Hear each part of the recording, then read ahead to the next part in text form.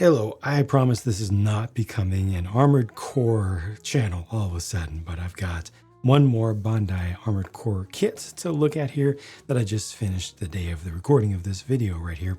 I did this in one single stream. It was a little test for myself on Twitch to unbox a kit, do all the prep work, get it built, and get it finished in one single stream, just to see how long that would take me and where I'm at with just a handful of small basic enhancement techniques. So this is not a straight build. Straight out of the box is not going to look like this, I'm afraid. I wish that it did. I was highly inspired by the box art though. So this is Steel Haze. It's Rusty's Steel Haze from the 30-minute Mission Bandai line, which is looking pretty good so far. But unlike most of the kits that I've covered so far on this channel, and well, this channel is relatively young and has a lot of content yet to come to get caught up on all the stuff that I've done. But unlike with most, I'm not going to have an entirely positive outlook on this. I always give some negative thoughts, just some positives and negatives on everything, pros and cons. But with this one, there are some definite negatives that I want to share, even though it is a newer Bandai kit. First of all, the legs, the chicken legs, they work.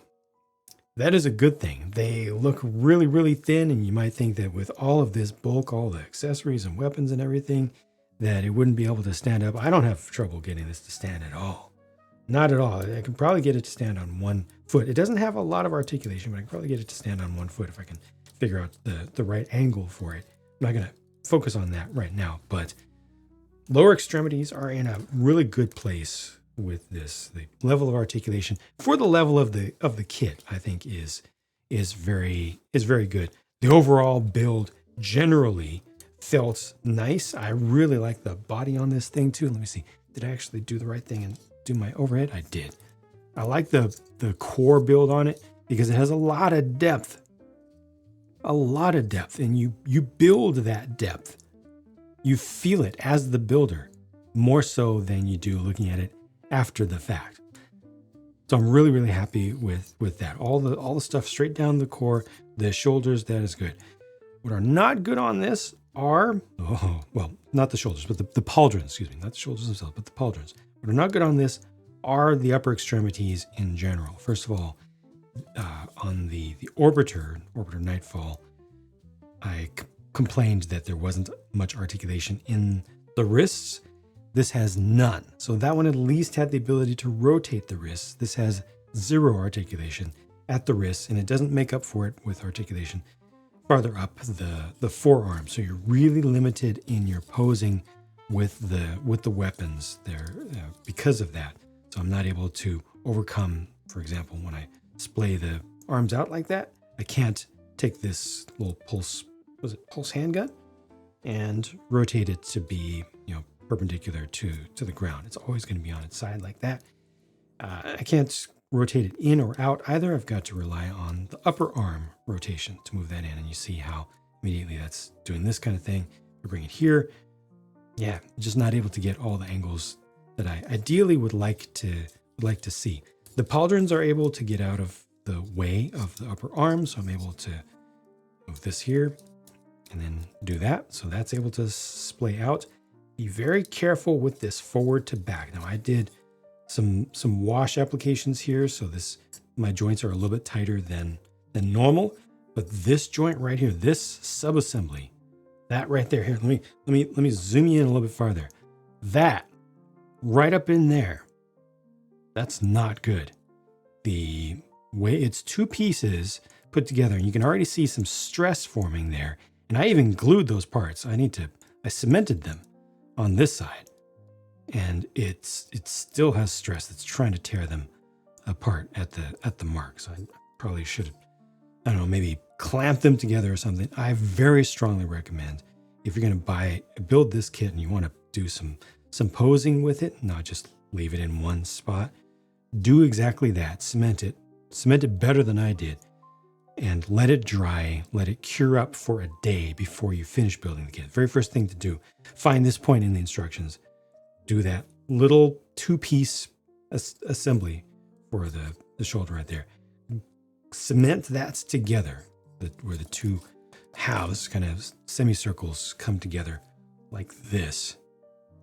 Do all that up so that you don't have to deal with what I dealt with over on this side, which was the entire thing snapping off when I simply tried to do some articulation over here. Again, I do have some wash on this, so my kit is stiffer in the joints than default, but it's not that bad, and I'm not rough with my kits. I am pretty careful. I saw that there was stress building up. I decided to stop and try to pull the thing out so that I could shave down the joint a little bit, and it just snapped right off, and I immediately saw that, oh wow, that is a terrible joint. The engineering on that is really, really bad. Otherwise, the rest of it is good. Otherwise, the rest of it is really nice. Now, the things that I did on this were on the runners, on the sprues, on the trees, I gave it a black wash, just a full black wash, no custom mix or anything, to effectively panel line it and give it some shadow work in there. And then cleaned all that off with lint-free paper towels so that it would be effectively kind of like a pin wash or panel lining job, but just leaving a little bit of extra shadow behind, a little bit of extra shade in some areas. It was mostly cleaned down. And then I came back with the dry brushing. So the brown pieces here got a copper dry brush application all along the edges and a little bit of metallization. And then came back with a light steel color, like a medium silver color, added on top of that just to layer it up a little bit to give it some variation in hue and saturation both. And then that same light steel was used on all of the weapon parts to give them just something, make them stand out a little bit and not be too plain. And then the blue and dark blue parts all got just a dark steel dry brushing as well. And that was it. Oh, I also did just a tiny bit, the tiniest bit of acrylic marker work to get these pistons right here, pistons down there. You'll see a little bit of just some little spots of the copper color in some spots around here, just for highlights in some areas. And then I also got the eyes put in, and that's also with just acrylic marker as well, just because it's quick and it's easy and it's cheap. And yeah, the whole idea of this was to get it done relatively quickly. So I'm overall happy with the end result here. Oh, and I also gave it just a little bit, just a little spritz of top coat to take some of the plastic sheen down. Since there is no actual paint on this, it was left with just a little bit too much sheen. So I wanted to take a little bit of that away, which I did with a very, very light few mistings of top coat. Tried the semi-gloss, wasn't enough, went to matte just to bring it down a little bit without taking all of the shine of the dry brushing away. It does include the alternate closed up version of the spinny blades here. So that's always nice when they do things like that.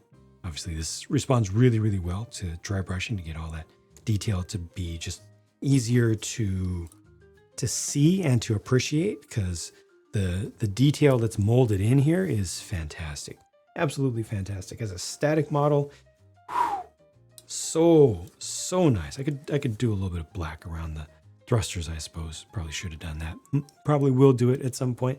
It'll bug me eventually, but just the mechanical engineering, unfortunately, of the upper extremities leaves some to be desired, and I was really disappointed in the shoulders.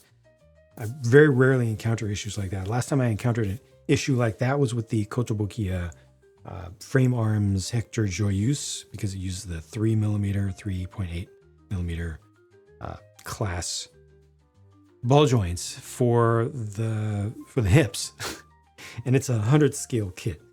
So definitely a bad choice there. And yeah, again, I'm not rough with my kits, but this I think was, looking at its design, it looks really poor to me. But otherwise, once again, looks really good.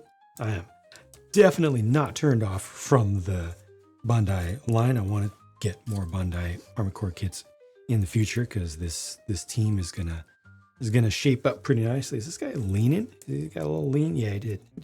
A lot more articulation with this one here, but yeah, just overall, I'm happy with the line and happy to continue to get more practice in to get better at doing this stuff more quickly because I need to, because I ain't got a whole lot of time. Thank you for watching. I'll talk to you again soon.